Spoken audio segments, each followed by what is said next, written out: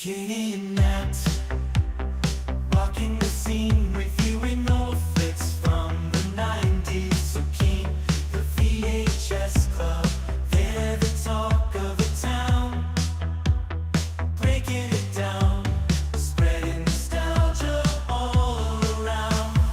Moving and grooving to the synth-pop sound. Their insight so fresh, painting pictures profound. From Pulp Fiction to Clueless, they know it all. The genuine love from movies stands tall. Unfolding memories on that VHS screen, talking about classics like you've never seen. Katie with her charm, Matt with that wit. Together they make the VHS Club legit.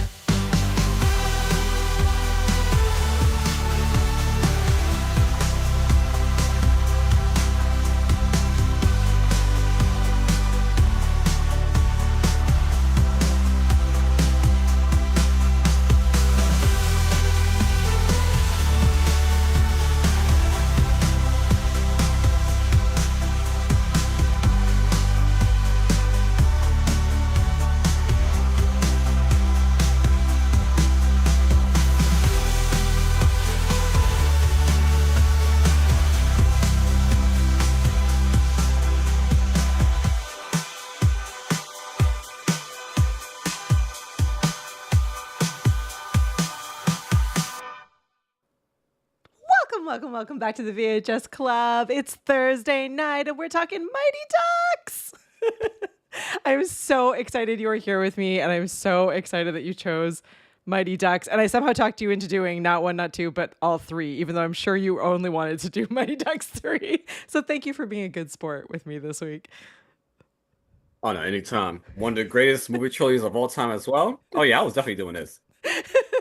I love it. I was really brave this week. So all of you need to give me like a duck in the live chat if you're hanging out, because I watched all three movies back to back, and I started yesterday at like 7 or 8. And then of course my 10-year-old was like so immediately obsessed. She's like, well, you can't finish them without me. So I was like up to the wire. I jumped on, I finished them D3 and then immediately jumped on to join out with you tonight. So yes, I did it. I made it. All three movies. This is a big week for me. Well, I'm so happy that you're hanging out with us. If people don't know you yet, let's give a little bit about who you are and how you found out about this show. You're one of our fans that's popping up on the camera with me. I love it. Yeah. Because I discovered you like, what was it, like a few months ago? Yeah. So I do two titles. I do energy regeneration and investigative journalism. So I'll start with the investigative journalism just to get that out the way, because Sure.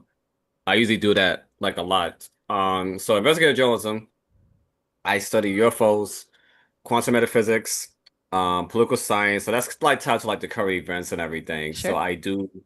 I like the JFK files, for example. I was studying that since they first released it. I mean, some of the stuff in those files I was aware like growing up as a kid and everything. So kind of like Oswald going to Mexico, like every conspiracy theorist knew about that. All the JFK files did was confirmed it. Kind of like with like false flags. They like it's not conspiracy theory no more. They confirmed that. But like in ancient history, so like ancient history, what happens in the past does tie into like our present and everything. But my top two favorite fields out of all of them is the UFOs and the quantum metaphysics, because it ties to like, knowing our origin, like where we came from and everything. I feel Yeah. like that is important. We need to know who our creator is, because I kind of feel like, all the conflicts with religion and everything, nothing against religion, but we didn't know who the creator is, because religions don't really like help much in that situation, sadly. But I am one of those people that do believe in angels and extraterrestrials. So that's what got me into quantum metaphysics and everything. Um, Energy regeneration, I mix that with poetry, art, theater, nature, socialization. So it's a social exercise as well. So I'm giving people's physical and emotional stress at the same time, like literally on the spot. That's actually what I did like earlier today too as well. So but other than that, I don't charge for that. In case any viewers are like interested, that's like always free. So if they want to like reach out to me for that, it's always free. But other than that, I'm a huge geeky nerd. And Um, we're here to we're quack and to talk yeah, all about hockey and Mighty we're about Ducks. to quack, quack, quack, We're go about to Mighty quack, Ducks. quack, Like, quack. All right. Well, I want to kick it off because this is like prime nostalgia for me. This was like I oh yeah. was like the same age as the kids in this movie when this movie came out, when the first one came out, and kind of grew up with them. So, where does the Mighty Ducks rank in your all-time childhood favorite movies? Is it like right Okay. at the top, or is it in a top 10? Is it the all-time fave? So it varies because it actually is in my top three. I know for most people it's in their top five or top 10, but you definitely got to have it like in at least your top 10, top five, if not top three. It is in my top three though, because and it's a tricky top three because trying to figure out where to rank Mighty Ducks. So my top three is Rocky Four, Ooh, good. Mighty Ducks, and For the Love of the Game. Oh, nice. All And right. All so right. that's my top three. Now I am gonna watch the other Costner baseball movie because I'm hearing that one is actually better than For the Love of the Game. But to me, Oh, For the Love of the Game is like is like a top three because there's so many sports movies I could have picked at number two or three, but then it's like no, I got to keep Mighty Ducks like up there because nostalgia and also because it's like it's part of a great trilogy similar to like Rocky, like literally. yeah. You got to have like one of the Rocky films out there. Most people have like Rocky 4. When it comes to Mighty Ducks, most people have D3. I have D3. Like to me, it's we're the greatest like out of all the three. we're And I gonna do feel like the movie has like aged well too. Yeah, yeah. So if you are hanging out with us in our live studio audience right now, you have the awesome ability to just like share all your thoughts and feelings. So because we're doing all three movies tonight, you need to all drop in like which is your do you have a favorite? If so, which is your favorite? So Terrell's all about D3. I think Oh yeah. I have to say like I went back and forth. I definitely like Mighty Ducks 2 is certainly the bottom of the bunch for me. But Yeah. I Oh thought I yeah. was gonna go in and be like, no, OG. The sequels are okay, but OG. But by the time I got to the end of Mighty Ducks 3, I was like, no, I don't know. D3 holds up. D3 holds up. So before we get ahead of ourselves, do you want to Yeah. give since we're doing all three, maybe you could give like a quick one-liner for each movie. So like, do you want to start with? Do you think you're ready? Yeah. All Oh right. yeah. Okay. So Mighty Ducks 1. What's that one about? Good. It's just good. Good. It's just Yeah, it good. was good. Not bad. Like not okay. It was good. Like it was good. All right. And if you are just watching for the first time and you've never ever seen Mighty Ducks, what's it about? Oh, like childhood, I was saying great. Like as a kid, I said great, but like as I'm older, I'm like, oh, it was a good movie. Like it didn't suck. My Ducks one didn't suck. It's like it is a great movie. Yeah. But like D3 is the greatest out of all of them. Like Charles laying down. D3 is where it's at. All yeah, right, if you don't know anything about these movies, the premise of these is sort of similar to a Bad News Bears, which is I guess where the writer yeah, got some inspiration from. So imagine this group of kids and they are not the richest in the town. They are not they don't have as many opportunities as everyone else, but they are like this really core incredible friend group and they just play hockey. They really like to play hockey and we find as as we get more into the story, we're also introduced to who eventually becomes Coach Bombay, Gordon Bombay, and we find out through this kind of like awesome flashback scenes as the credits are kind of starting up the movie that he was this like kid that played for like the team, the Hawks, who were like the winningest team out there, and he missed the final shot of this game, and it was this like crushing blow, and it ends up destroying like really his whole life, and he ends up with a DUI, which is an intense topic for a kids movie, yeah. and then through community service ends up becoming the coach of what will become the Mighty Ducks team. And so it's definitely got Bad News Bears vibes. It's all about the rooting for the underdog. It's all about like teamwork and not caring as much about winning or losing as about spending time together and hanging out together. And I think like that theme carries through all three movies, and I really think they actually like as a trilogy, as a trifecta, I think they did a really nice job of carrying it through without it feeling too repetitive. Like this would have been an easy movie for it to just kind of have been like, let's do the same thing again. And I don't think that they did, which is kind of nice. I think each movie had its distinct stories, and really carried all the way through. Whereas the second Mighty Ducks, they, once they've kind of become this incredible team at the end of the first one, the second one they become Team USA, but they're still the Ducks, and they have a whole bunch of challenges with that. And then in the third one, they end up at this private prep school, like high school situation, where they're sort of again the underdogs because they're admitted through scholarship, and they're trying to figure out like who they are as a team in this larger environment. And there is like a little bit of like almost like, I wouldn't say class wars, but there is sort of a haves and have-nots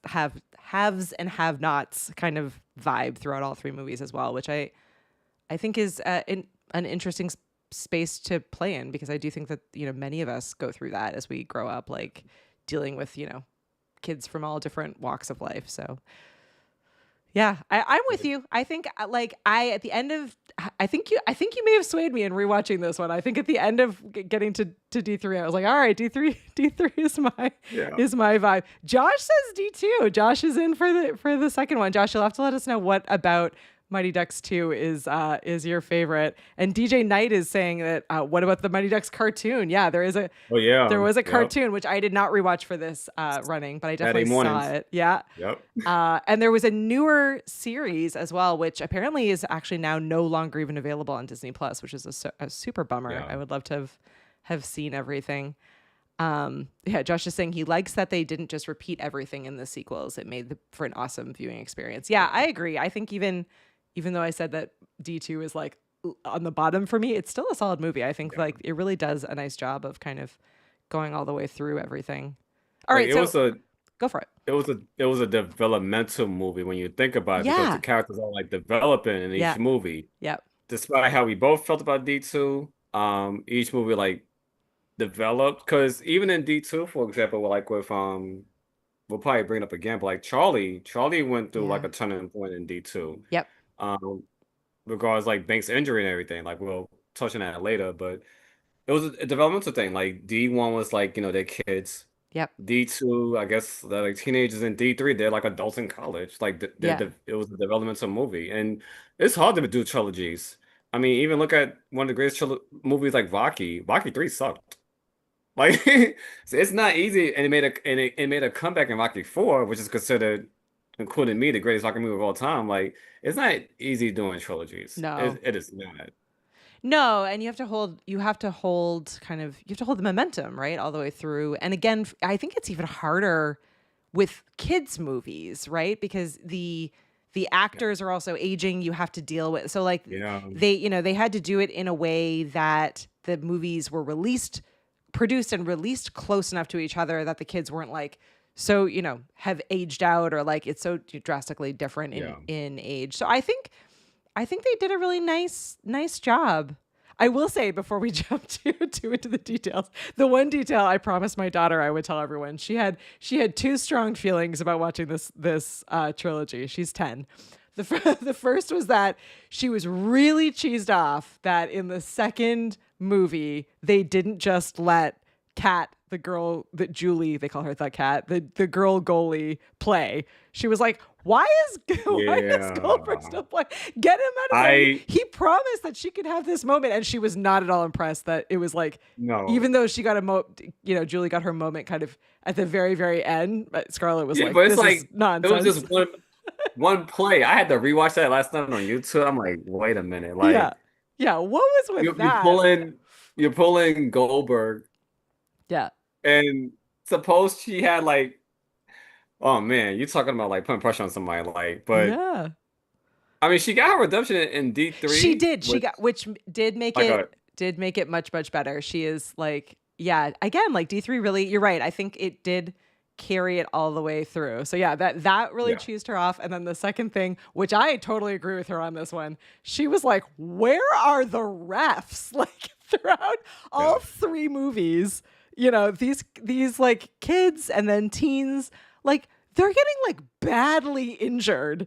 And the refs are like, 2 minutes in the penalty Right. box. Meanwhile, like some of the Ducks are getting just like thrown completely out of the game for misconduct, and I was like, okay, Right. but like Ducks players are getting like dragged off the ice, like badly injured. Yep. I thought that, yeah. I'm not much of a sports person, as we've joked about on this podcast, but I had moments in watching these fake hockey games where I was like, what is going on? Where are the refs? Where are the refs?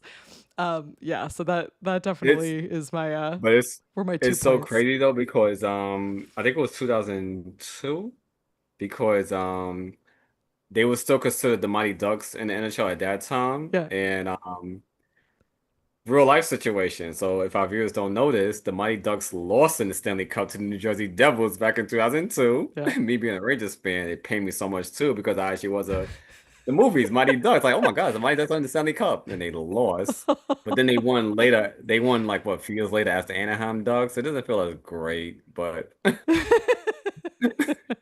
I know it's funny what we cheer for. Like, so I definitely have always kind of had this like yeah allegiance to them just because of that. You're like, well, but they are the mighty they're the mighty yeah. Ducks. So you got to cheer them on.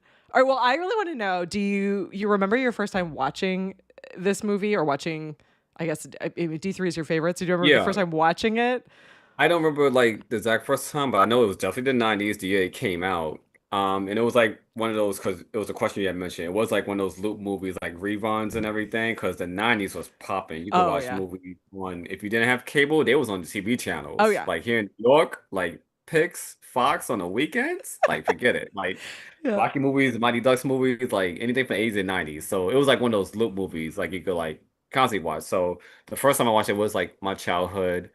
Um, I can't remember when I first watched D2, but D3, because I was in elementary for all three movies. But like D3 was like, because even looking back on it, like as a kid, some of it goes over your head, but you knew as a kid, like something was like different. Like, Yeah. what is going on? Like, this is not like the child-friendly first two movies. It went dark in It D3. it was dark in D3 and they although like I have to say not as dark as like it could have gone. And it is interesting because in looking through like the facts, so I did a little bit of research on the kind of the behind the scenes and stories of some of these movies. And I Yeah. suppose the initial Mighty Ducks movie was actually supposed to be significantly darker. And I mean, and if you think about it, like even the fact that like Gordon's life is like completely destroyed and he has a DUI and like none of that is like an overly kid friendly. I feel like movies in Yeah. general were a little bit darker, particularly kids movies than certainly you would get now. I Yeah. don't know. I don't know if that concept would fly now. People would be like, "Well, that's totally inappropriate." Yeah. Like this guy who has like a DUI, like ends up coaching this kids team. Like I feel like they would not Yeah. allow. They would probably not allow But that these days. it's so crazy because the 90s, there was a lot of stuff that got away with stuff because Yeah. see the Mighty Ducks one, that went over my head as a kid. And it actually went over my head for some few years, but you mentioned it as like, yeah, driving while intoxicated Yeah. for a kids For movie. kids movies, a But big then deal. but a lot of stuff back then got away with a lot of stuff. It was like Mighty Ducks even got away with some stuff in D3. There was other stuff because like Yeah. Batman. That wasn't a kids friendly like Nope. cartoon. And I'm gonna bring it up. Power Rangers, which you and a friend reviewed, the Yeah. television show. Yeah. Season two, I don't know if most viewers, depending on, generation that they're part of, Power Rangers season two started dark, but then parents complained, saying that Mm-hmm. Lord Zed was too violent, which he was, to be fair, but I mean, it's supposed to be violent, but Yeah. they had to make him like comical and everything. And it's like it actually hurt Power Rangers looking back like on it because they was like on a roll. Um, it was crazy in the 90s. Like It I thought was the crazy. 60s It's crazy. was crazy because even the 60s, I think, or was it 50s, depending on which Lost in Space and Lost in Space, the original Lost in Space went through that with Batman because Mhm. The Adam West Batman was comical. So the inside story with Lost in Space is that the reason why so season one was dark, but then it went to the same thing Power Rangers went through. People complained or whatever, and they wanted to make it comical like Batman.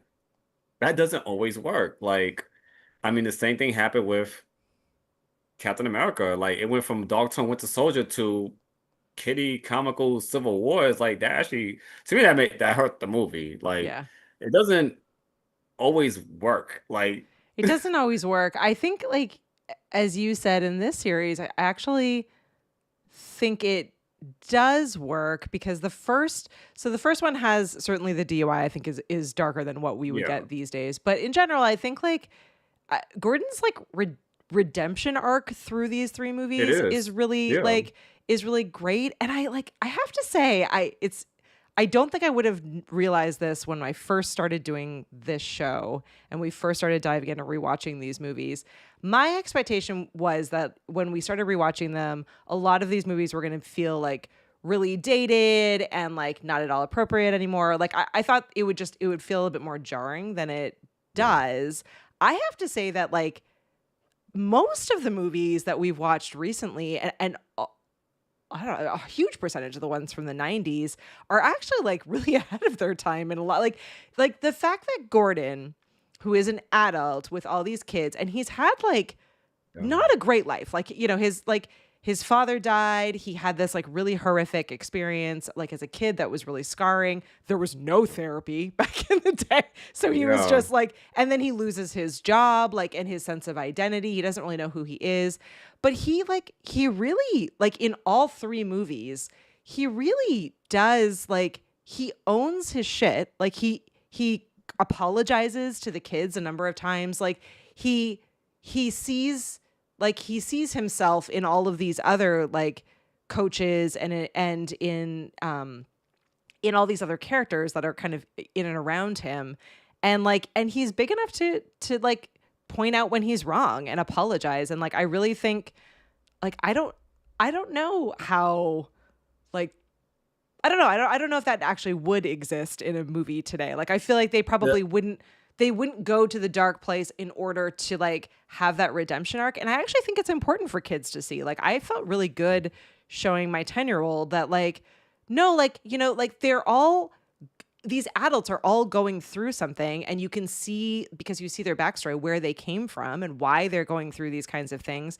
And like you can see which are big enough to change and to be receptive to change and to apologize and to grow, versus like the coach of the Hawks, who like doesn't at all change and doesn't get it, is just kind of stuck in this world of just being a jerk and fine with it. But it's interesting that the coaches in particular are interesting in this movie across the board in this series. Was also interesting, Charlie, because Yeah. Charlie character developed in all three also, Yep. because in the first Yep. movie where he viewed Bombay as the father figure, Yep.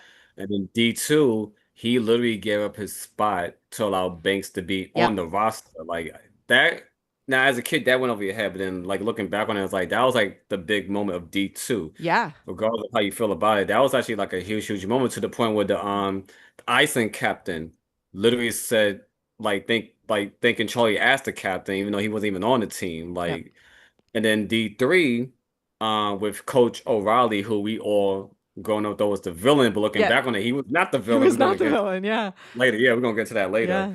But like Charlie was um what's the word that we should use for Charlie in D3? Like spoiled brat.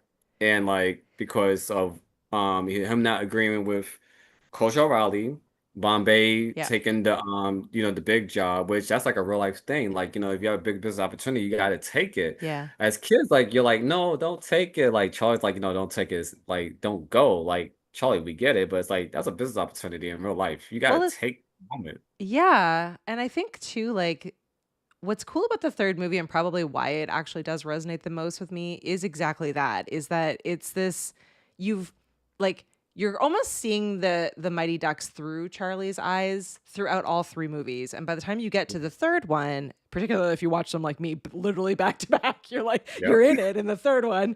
And you're like, this is your team. Like you're rooting for them. You're doing the duck chant. Like you've watched them succeed and grow together and like overcome all these adversities. And so I think like the audience as well as Charlie are kind of going into this school, and you're like, oh, like, we're like, we know what we're doing. Like we're the ducks. Like we've overcome all this stuff, and people should be learning from us. And he what he needs to do and what he ends up doing is like being forced out of his comfort zone. It's like he had built up this team and these people and this safety net that made him feel really comfortable and special, but it was getting in the way of him growing and being his best self, right? Like And so I think that's what's kind of cool. Like, whereas like in the first movie, it's very like, you know, it's like these are the bad guys and this is the bad, you know, this is the bad team and this is the good team, right? And in the second one, it's like there's the Icelandic bad guy team and the good guy team, but there's also Yeah. like kind of internal, like, who are we and what are we doing? Whereas in the third one, as you said, like the coach in the third one starts off, you think he's the bad guy until you realize, no, he actually really does want what's best for this team and what like, and they're in their own way. They're not really, they don't want to grow up and they're all have different views about it, right? Like, you know, Charlie thinks he can walk away, but D3 was like transition to real world, like when you're going from high school to college. In this case, like you're actually entering the real world. Because like when you rewatch D3, that literally was like that's what that was. Like they're in college, but then like they're dealing with situations where it's like all these stuff they did in D1 and D2 does not translate into like college. Like yeah, that famous scene where the Dawn fight scene, like yeah, the Ducks had did the ant stuff and everything, and so like the the pranks. Warriors in this Yeah. case, well, the Yeah. Warriors were the Hawks in D1. Yeah. We'll get into that later, but they was like see you at Dawn, and then we actually see the first glimpse of the real world in D3 and that exhibition game. Yeah. Like their tricks from D1 and D2, like not even just D3, that would fail in the NHL. Like Yeah. you try to do a flying V in the NHL, like no, that's gonna be like obliterated. Like Yeah. Yeah. No, it's so true. All right. I want to talk do you have a favorite duck? Do you have a favorite and we can count coaches too. yeah, I was unsure if we gonna count coaches, but um it's hard because Charlie, Bombay, Banks, Yeah. and it's hard to pick after that because there were some players that didn't transition over into the second and third movie, Yeah. like Tammy, for example, Yeah. who was like one of my favorites. I felt like she could have developed in the second and third movie. My theory about her was that off script, if because there's so many theories about what happened. Yeah. I think Tammy became a professional figure skater, and that's why she disappeared in D2 and D3 Yeah. because she didn't want to be on the team. Like Yeah. she, they got recruited. Her brother did, but it's like she didn't really want to. But she scored a goal in D1, She did. Yeah. so like, Yeah. and then for her to disappear in D2 and D3, it's like okay, They just but replaced her with like another figure skater. They're like, this is the they new they figure skater on the did. team. Yeah, which was so It was weird. weird. And Yeah. then all the other characters, they said they either like moved away or something. Yeah. But and then one of the players, I always forget his name. He was in the first two, but his brother was only in D1. And they don't really like talk about that. I think maybe his brother just didn't want to play hockey no more, and then he doesn't appear in D3. Yeah. He's the one from D2, 9, D3. I think that was like Jesse or I forget which one. I'm so His bad name. with all of their names, so I won't even try. Yeah, I know but what you mean. but Charlie, of course, Banks, because Banks is like technically the co-captain too, like the I really assistant. like Banks. I feel like Banks is one Oh, of those characters that like don't think that you're going to like vote for him as a favorite character, but he really like he does a wonderful job all the way through all those movies. Like he's in a hard so position. I can even ask you this then, and it's open to the audience as well. Sure. So who's the GOAT, like Charlie or Banks? Oh, interesting. So yeah, definitely jump in if you're hanging out with us in the studio audience. Who is the GOAT? I would say if we're talking the GOAT, I think Banks. I think Charlie is Okay. they call him like the heart of the team, and I totally Yeah, agree with like that. Like, Nostalgia, yeah, like nostalgia, yeah. Charlie's like a But coach in the making because it doesn't like he in the first movie he's actually like not all that great a player. He's just the one that seems to like unite all of the kids together. Like they're hanging out there because of him. Like, it's like his mom that's like the most invested out of all of them. Like he's the central player, but he's not the best player, which is yeah. why it's such a huge move when he gives up his spot for Banks, who is the better Right, and that's player, how I was right? bringing that up. Yeah. That's why, because there's been talks about this. Like he gave his spot for not just any play, he gave it up for like Banks. Yeah. Like Yeah. Josh says, yeah, like Adam Banks was the GOAT. Yeah, absolutely. Yeah, I think that's a great question. I do think that like he's the best player, and Banks is always put in such a horrible position, right? Like from the very Yeah. beginning, he's on the Hawks, he's killing it. He's like the top Uh, player. And then, due to like how the lines are drawn in the community, he gets pulled onto the yeah. Ducks, which he does like with like class and honor. Like even though his dad is being a jerk about it, he ends up Yeah. showing up and he like gives his all, and they're mean to him. Like Yeah. they're not nice, and he rises above and becomes part of the team. And then in D3, it happens all over again where like because he's so good, he gets bumped up to the varsity level. And Yeah. they're horrible to him. Like, and I know like it's two-sided. He does things as well, but they're horrible to him. And then like of course, he ends up once a duck, always a duck, ends up kind of becoming back part of the team again. Yeah. But like But you do feel there's bad something for him. interesting. But there's something interesting to that though, because we can actually talk about this because the Warriors were the Hawks in D1. Mm-hmm. Maybe they were still mad because he had got put on the Ducks, and then the Warriors are like, "Oh Yeah. yeah, like hey, Adams is here. Like, remember when you left us when we were the Hawks? Yeah, Because it's the exactly. same team. Yeah. Like, they actually said this in the bio. Like the Warriors.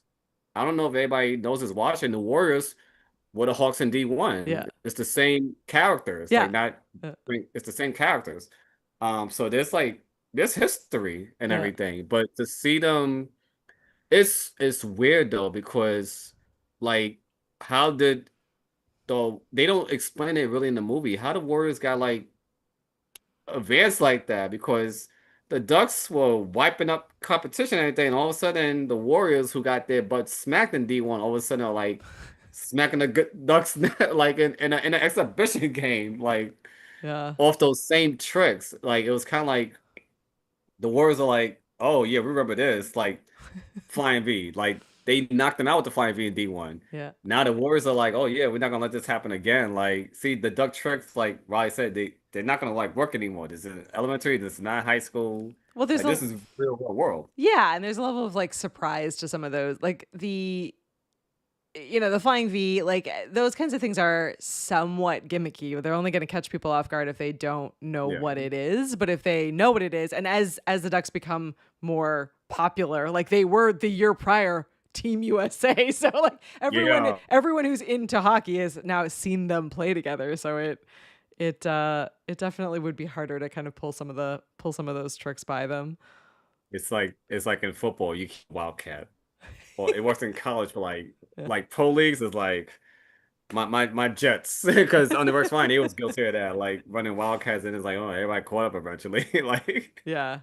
Yeah, definitely. All right. Do you have a favorite scene? It can be in any movie, or you can pick one per movie if you want.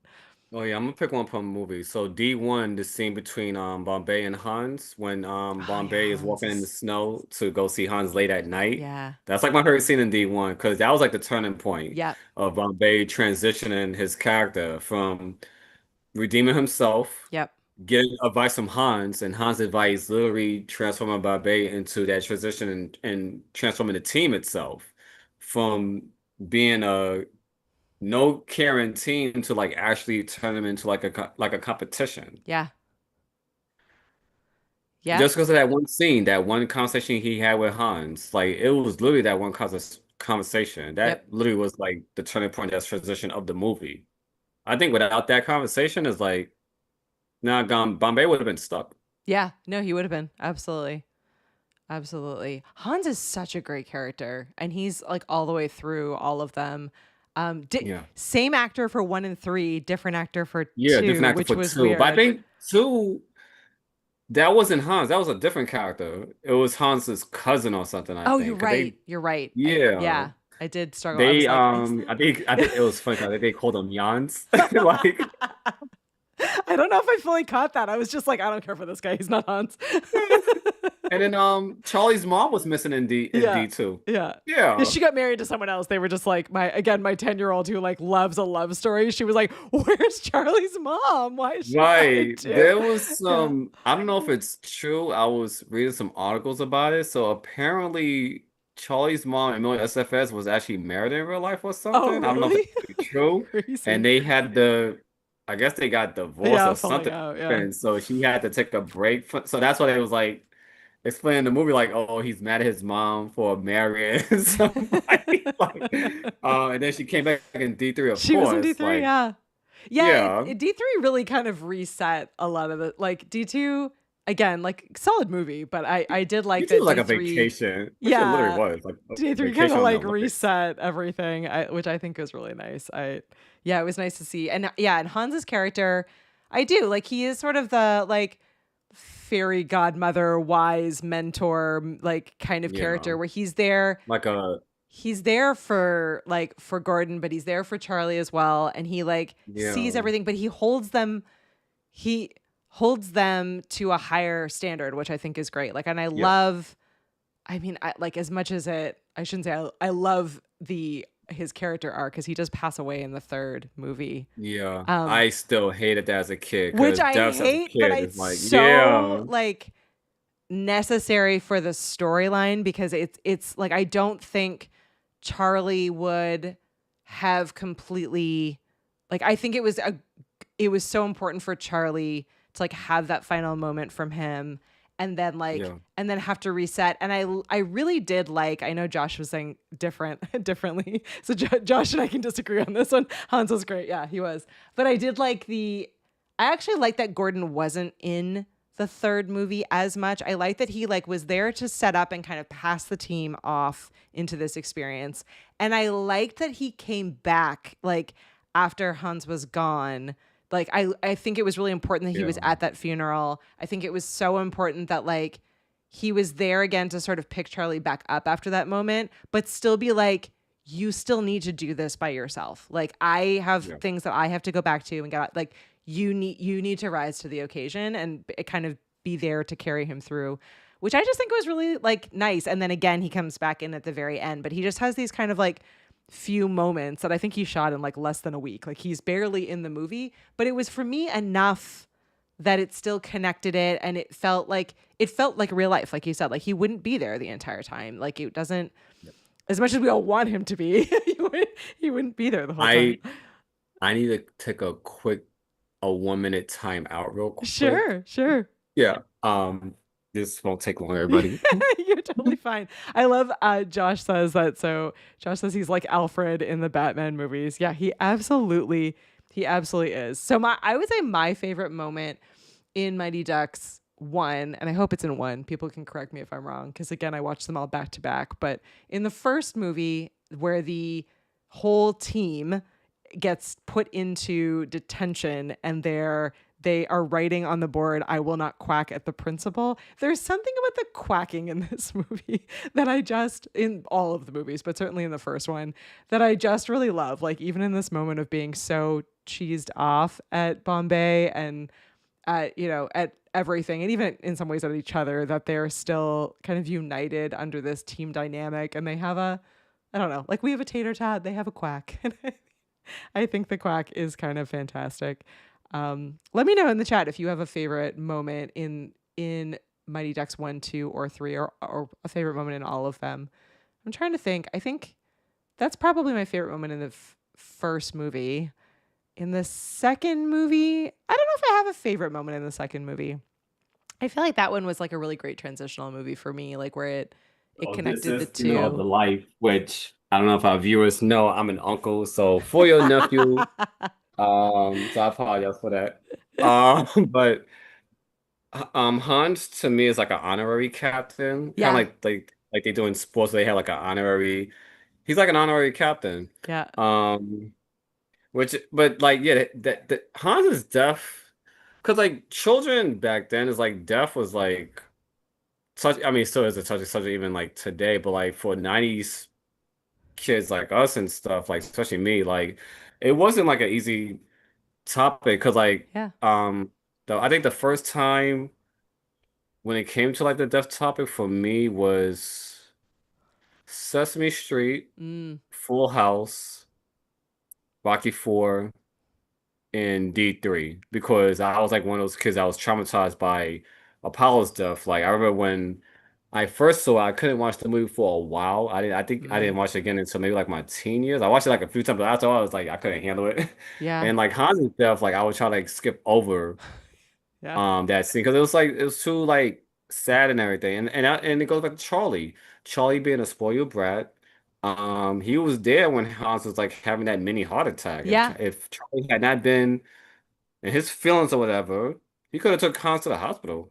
Well, it was a little bit like Boy Who Cried Wolf, right? Because so Hans's character throughout all three movies is Yeah, constantly like pretending he making cut yep, himself or pretending he injured himself. So they have this kind of back and forth, which is so like sad and heavy and poignant, where like as the viewer that like it's not him joking around, but you're right, yeah, because Charlie's character is so in his own head at that point and like not in a great space and being so selfish across the board. Like really, he is being just a selfish brat about everything. He doesn't see it, and it is really, it's really heartbreaking. Like I don't know, it's funny as a kid, I like all the way up to having kids of my own, I like rarely if ever cried. And now I'm ugly crying in every movie, every movie that I watch. And that one I was like, I can't. I just had like I had to literally like pause for a moment and just be like, this is so heavy. It's so hard to rewatch. I mean, even knowing what's gonna happen and knowing kind of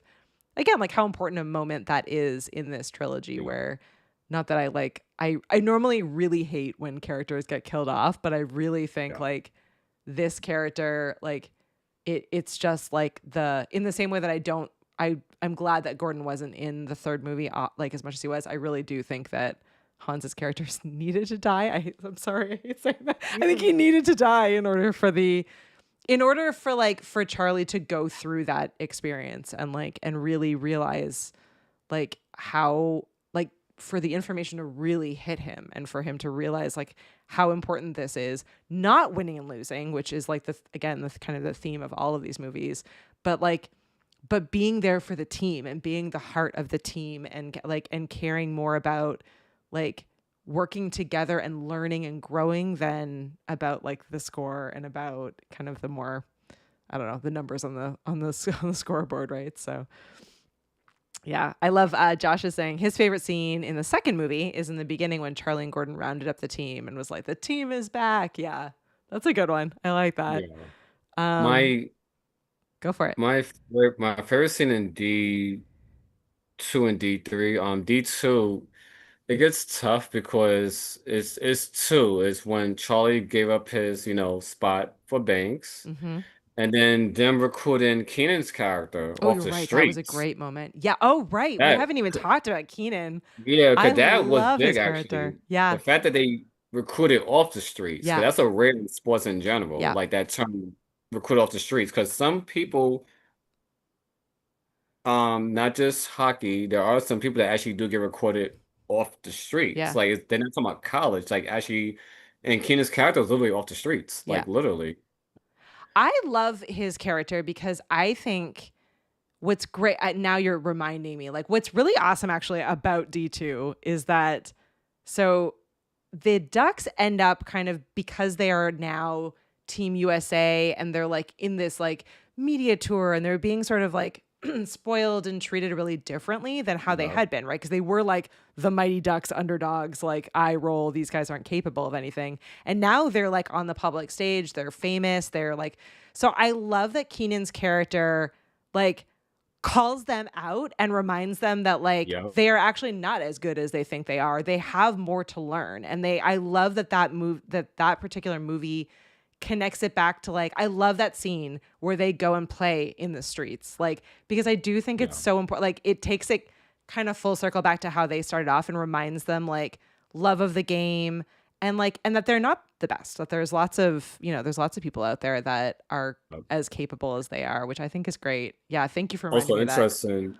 Also interesting too because Keenan's character also transitioned in D3 because of the scholarship debate Yeah. issue. Because yeah, Yeah. Keenan wanted to play with the team, but his top focus was also that scholarship and everything. Because that was a Yeah. situation between him and Charlie going back Yeah. and forth. Like, He's like, yeah, I they don't like need to play. this. Yeah. Yeah, Yeah.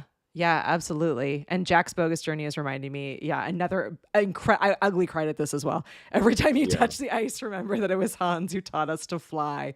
I know. I'm probably gonna cry even like thinking about it. There's something about like a tradition or like honoring people with like special moments like that that I just think is so And incredible. and and Hans was the one that got them the gear, Yeah. like the ice shop and that. So Yeah. this is like what I'm talking about, like the speech with Gordon, and then Yeah. Hans helping them get the equipment they actually need because they had crappy equipment like when They did. Bombay. They did. All right, we need to talk about the jerseys because this was a point of debate in my household. So do you prefer movie one jerseys or the like newer style? Do you like the green jerseys with the like cartoony duck, or do you like the newer style jersey with the like cool Oh looking yeah, duck? yeah, like the newest style dash NHL Yeah. like Mighty Ducks. Yeah. Yeah, the green one was like it's like an elementary school Yeah. jersey. So like yeah, it's gonna go well with D1, but like transition like no that the new one. My kids were like, the green jersey is way better, mom. And I was like, I don't know. I really like the other one. They were like, no, that one is not cool at all. So you're right. Maybe it's an elementary versus a high school and beyond. It is. I was like, I really like the new one. They're like, no, that is not. They were OG. I They like were, I like both, but it's just like the new one is like more mature. yeah. So Yeah, absolutely. And Jack's bogus journey is saying, I told him that you were the heart of the team and that you would learn something from each other. I told him that you were the real Minnesota Miracle Man. So be that man, Charlie. Be that man. You're gonna make me cry, Jax. You're out to make me cry. I can tell. I can tell.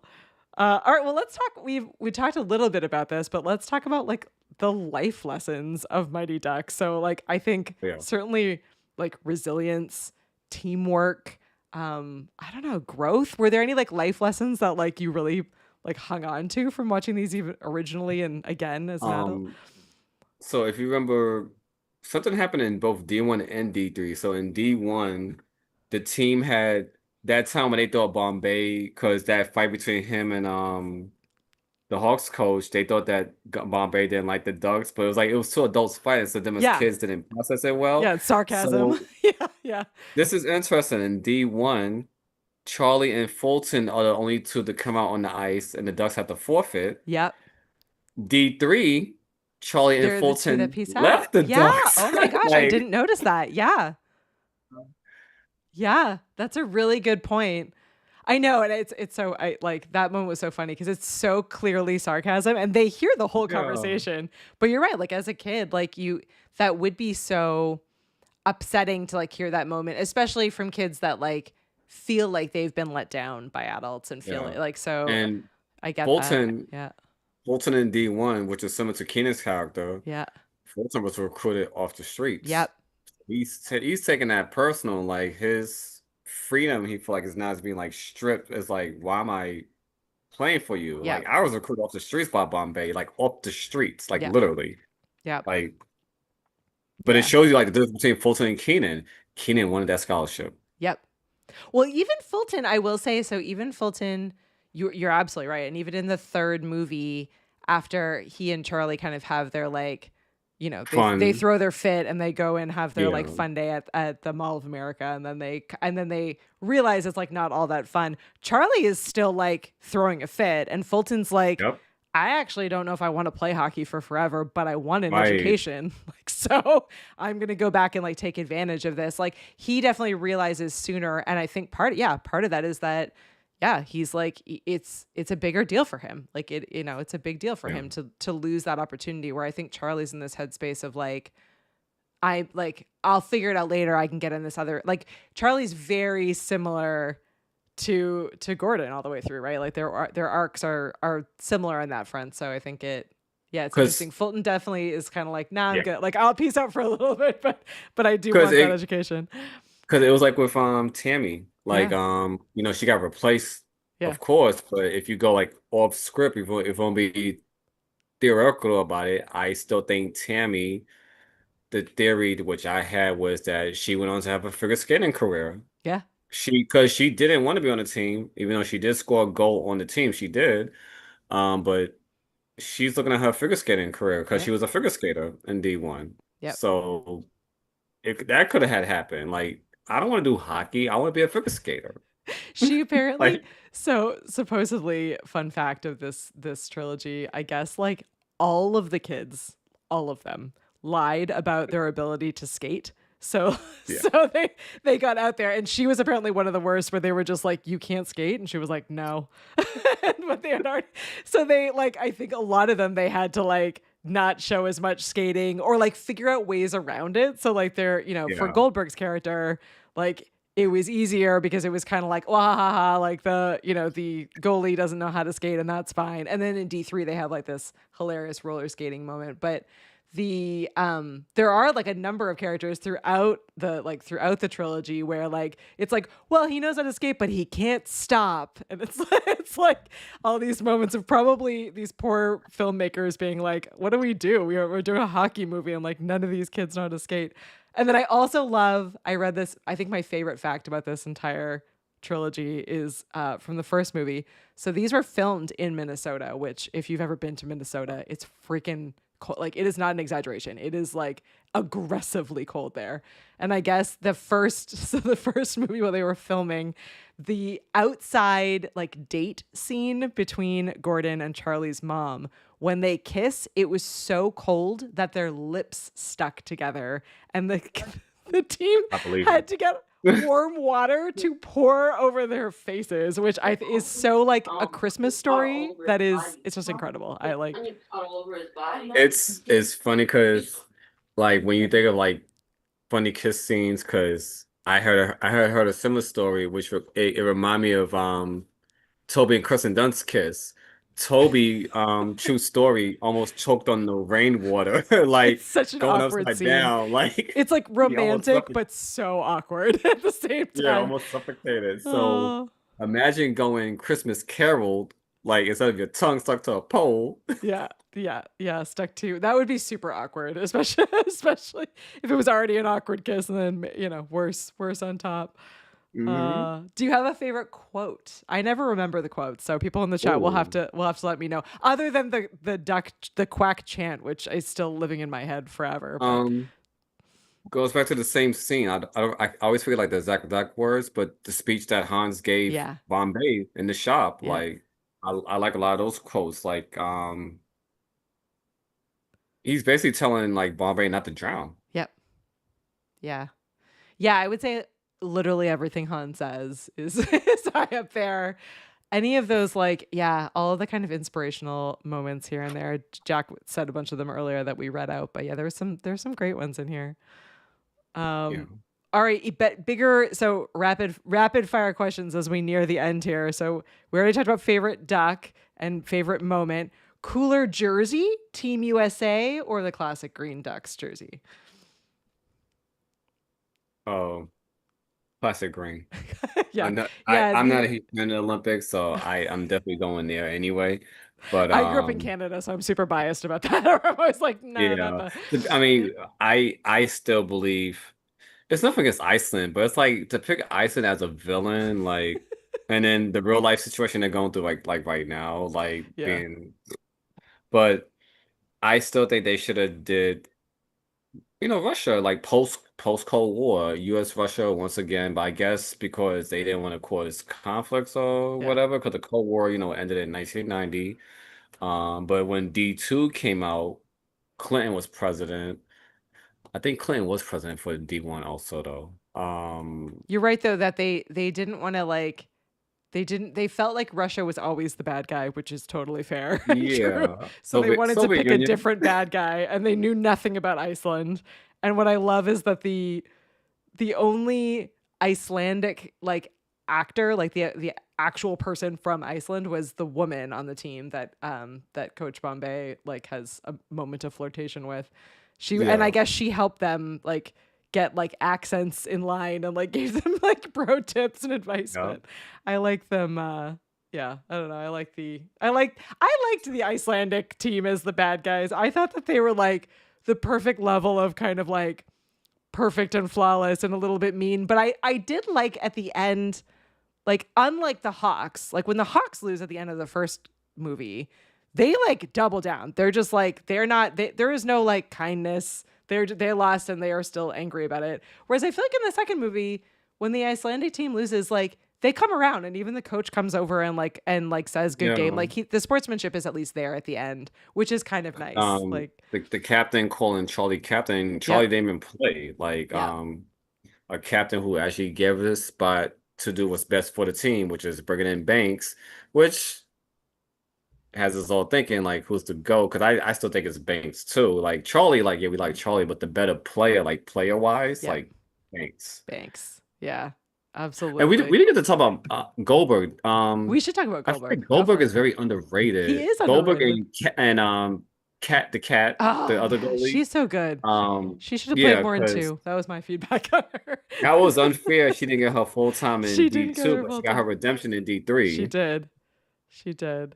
And I liked that I liked the story between the two of them in D3 where she like he was angry and trying to like get her to like eat more so that she wouldn't play as well, and they ended up just becoming like good friends at the end of it. Like I liked that like they gave him a different role in D3, which I think was nice because it Yeah. freed up like her to have a story and her to have her redemption arc and him. Yeah, he's great. Which is interesting because he starts off in the first movie as sort of the like the 90s trope of having the like quote unquote overweight character that like farts a Yeah. lot and is like And ridiculous and Goldberg silly, and he grows from there. and Goldberg gets his redemption. He scores the goal in D3. Yeah. Yeah, like Charlie does that fake shot and then passes to Goldberg, like Goldberg. Yeah. Like shoot Goldberg. Yeah, shoot Goldberg. Yeah. Oh my gosh. Well, more quotes coming in. To think I wasted all those years worrying about what you thought. You're going down, Riley. I love it. I love it. And this actually probably was my favorite one, Jack. So good. Thank you for reminding me. Thank you very much, Yep. Mr. Ducksworth. Quack, quack, quack, quack, quack, Mr. hmm Ducksworth. That one was solid. Absolutely Because solid. they were trying to bribe Bombay to get in Banks back on the Hawks and everything, Yeah. which is so crazy because Mr. Duckworks, he had helped the Ducks financially also. So Yeah. it's kind of like, what's going on here? I Like, know that was a weird turn in the first movie. I have to say, like, he starts off as this like very like seemingly generous boss who like cares so much about yeah, his team member that he like, I mean, any other boss I would imagine, especially in the 90s, would have just been like, well, you're fired. Like you had a DUI, you yeah, made us look ridiculous, you weren't back like, but instead he's like, I want you to do this like community service. He gives him a driver. The driver is yeah, fantastic. He's like one of my favorite characters in the movie. yeah. Like the driver is awesome. But then, yeah, They he never. turns and becomes a bad guy halfway through. I was always confused by that. That was another unsolved mystery of Mighty Dogs. They never explained what happened to the limo driver. It's like he was in D2 and D3. Yeah, well, no, he was there like cheering in D2. He had like a very Okay. he was kind of in like the background, but he wasn't. He like has barely any lines. But I kind of love that he's almost like the mascot. He's just like Yeah. there quietly in the background. He basically went from supporting to like cameo. Yeah, exactly, exactly. Josh points out something really valid, which is that it's great that the girls are just like in the team and no one says anything about it. It's kind of nice that it wasn't a scene. It's just like, yep. And I do love that both Yeah. the girls who are in the team in all the well, I guess Yeah. Kat comes Yeah. in 2 and 3. There is a woman that's in all Yeah, three. but I they always all forget her call name. out every time when one of the adults is like, hey guys, and one of them's always like, and girls. But it's Yeah. just like it's just subtle enough that it's kind of cute. Like it's fun without being too in your face. And I agree with you, Josh. I like that it's just like normal as it should be. Like it's just a team that's like made And up of players, which is that was novel. that was big back then Yeah. too Yeah. because there wasn't that much. I mean, besides the WNBA, Yeah. but like there wasn't that much like women's sports back then No. compared to like Yeah. now. That was like big, like women on in this case the girls playing with the boys. Yeah. Like that's been something we've been trying to like fight for years to like Yeah. get like an NFL edge NHL net. Like I think it was when did the women's NHL get created? I think it was 2 years ago. Like now we have a women's NHL. Yeah. But like I see my thing was like, and I had a debate about this with Jamel Hill because like she's not gonna have a problem with me bringing it up because it was like joking, but like I had said that the women like when it comes to like the All-Star games, Hmm. I feel like the All-Star games should be men and women. Yeah. Like instead of like doing these separate men All-Stars, women All-Stars, like the All-Star game as a whole for like any sport should be men and women like together. Like with the NBA, I feel like the NBA and WNBA players should be in the same All-Star game. Yeah. Like it's an All-Star. Like stop like separating it. But that's what I always loved about.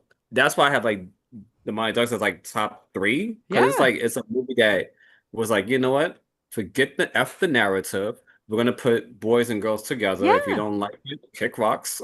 Yeah. And it was a successful like franchise trilogy. It was. It absolutely was.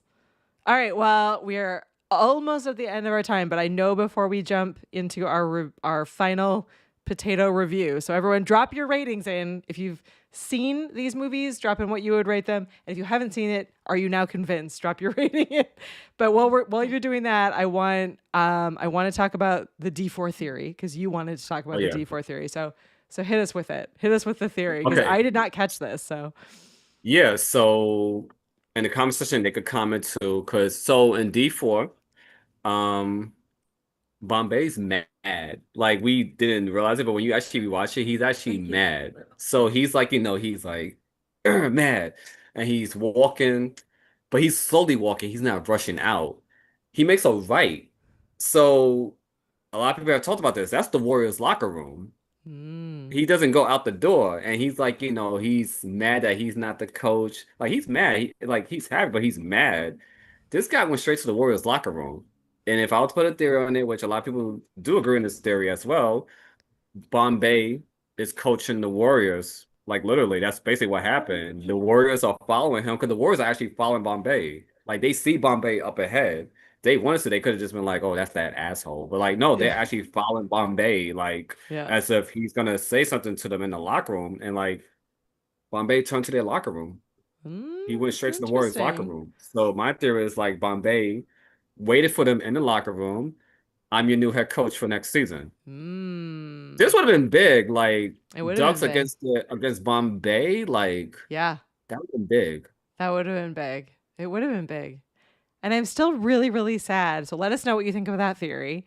And also, I realized, so I finished watching the three movies, and then there was like it pulled up also the cartoon, and I was like, oh yeah, I remember the cartoon that I used to watch. Used to watch that as well. So I was about to go into that, and then I was looking at facts Yeah. on my phone, and there was, which everyone probably knows except for me, but there were two seasons of a Mighty Ducks TV series that came out in 2021 and then again in 2022. Yeah. And Disney pulled it. So you can't even, there's nowhere that you can watch them. I But they were popular. Like they had Emilio yeah. Estevez in them and they seemed like they were like, people seem to really enjoy them, which is such I a think bummer I that we think can't the watch issue it.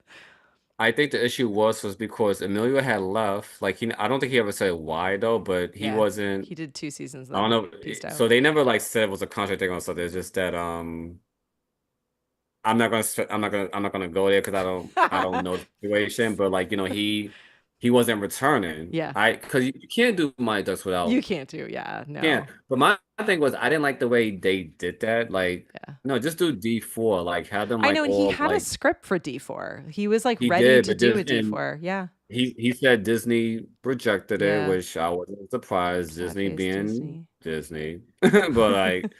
I wasn't surprised because like it's what's going on, like Star Wars MCU and everything. Like, Yeah. but it was just it was unfortunate because like he did have a script, but and Emilio was the one that said that Disney rejected it, so it wasn't like no rumor thing. Like Emilio confirmed that he said Disney rejected it, which I thought was Yeah. crazy because like that's a box office, that's box office like Yeah, and especially D4. all the Like, nostalgia right now and all these like, franchises like, Twister getting Twisters and Beetlejuice getting the, Beetlejuice. Like all of these kind of sequels and reboots and movies are from the 80s and 90s are not coming back out. So yeah, it feels like it would have been the yeah, perfect and because everyone loves Joshua Jackson right now, so getting him back would have been I fantastic. they do need to do D4 because Days of Thunder, that's coming out with a sequel. Yeah, Like that was right? like in 1990. Yeah. And like I'm not against it only because of the success of Top Gun. I'm Yeah. like, yeah, Top Gun 2 was actually great. Yeah. Like it was I I enjoyed think it it. was actually better than the first movie. And that's nostalgia that's running through me. I was like, oh my gosh, because like me and my sister, it was like, whoa, it was actually better than the first one. And like we love Top Gun 1, like that Yeah. nostalgia. But I that's what I'm saying. Like, with Days of Thunder 2 coming out, which that's probably what it is. He's coming out of retirement. They got to do D4. Yeah. Because it's like, they have a D4. chance here. And like, because if Days of Thunder 2 comes out good, like, there's really like no excuse now. Like, Yeah. I love this. Paul says his ducks have migrated. He doesn't remember enough about the movie to rate it. Yeah. Josh is giving, it looks like four ducks for D1, 5 for D2, and 4 for D3. All right. Well, and then Dane, my eCam has broken me, and it's just saying finger red, number 1 finger. So, I don't know. A lot of fingers, a lot of red fingers. Are they happy red fingers? We don't know. I love it. And Jack is saying article on AV Club Emilio talking about it a month ago. All right. Well, we'll have to check that out. What were you at? What was your rating? For like all 3 movies, or you mean like the trilogy? I gave it a rating for the trilogy. What you can rate however you would like to rate. I'm giving it 5 stars for the trilogy. 5 for the even trilogy. though D2 wasn't great, but I'm giving it 5 stars because it was a successful trilogy. Right. But the only downside, I'm not gonna take away that 5th star. The only downside is we never got to find out why Bombay went in the Warriors locker room. Yeah. He made a right. He didn't go out the door. He made a right. Went to the locker room. So that's like an unsolved cliffhanger. Yeah, an unsolved cliffhanger. Like, but they didn't address it in the television series. I didn't watch it, but from what I heard, it wasn't addressed in the television series. Like you can't gotta address it eventually. Like what happened? Yeah, absolutely. Well, I was at 4. Although now that we've talked about it, I'm going to live edit to 5. So I'm at 5. I'm at 5 for the series. I think I'm the opposite of you, Josh. I think I'm 5 for D1, 4 for D2, and 5 for D3. I liked D2 as a transitional in between movie, but it was not my favorite of the 3. If I was to separate it, so 4 potatoes for the first one, because 4 is like the top rated. So like the stars is 5 stars basically. But like all right, 4 you heard it potatoes first. for 4 for the first one. Yeah, Okay. 4 potatoes for the first one. I don't want to say 1 potato for the second one because I feel like that would be cruel. Maybe don't make 2 Josh cry. potatoes. Yeah, maybe 2, and then definitely 4 for like D3. Two regular potatoes and maybe like a sweet potato for 2, and then we'll do. Yeah, it's and Josh says it's definitely 5 for the trilogy. Great. Well, we agree. We agree on 5 for the trilogy.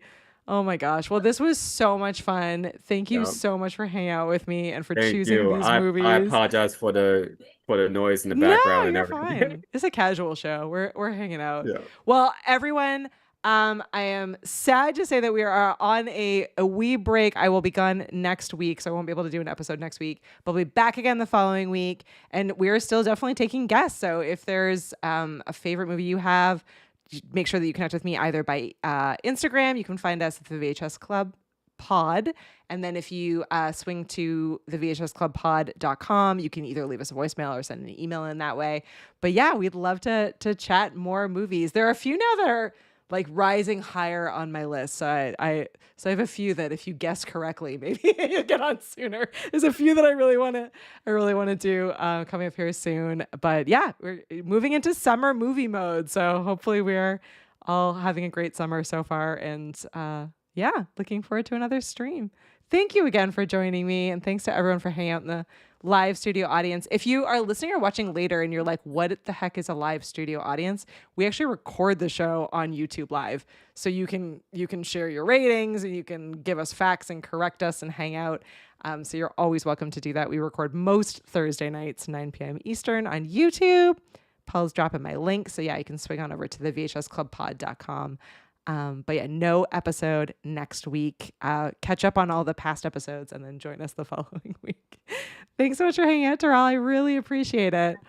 Oh, no, anytime. I had an awesome, great time, and I would definitely love to do another movie with you as well. Whether it be a sports, sci-fi, action, either one. Absolutely. Absolutely. I love it. Thank you so much, Jax, for hanging out. Good night. Great show. Always fun to hang out with the Tater Tots, and we will see you all in 2 more weeks. Have a great night. Bye, everyone. Can't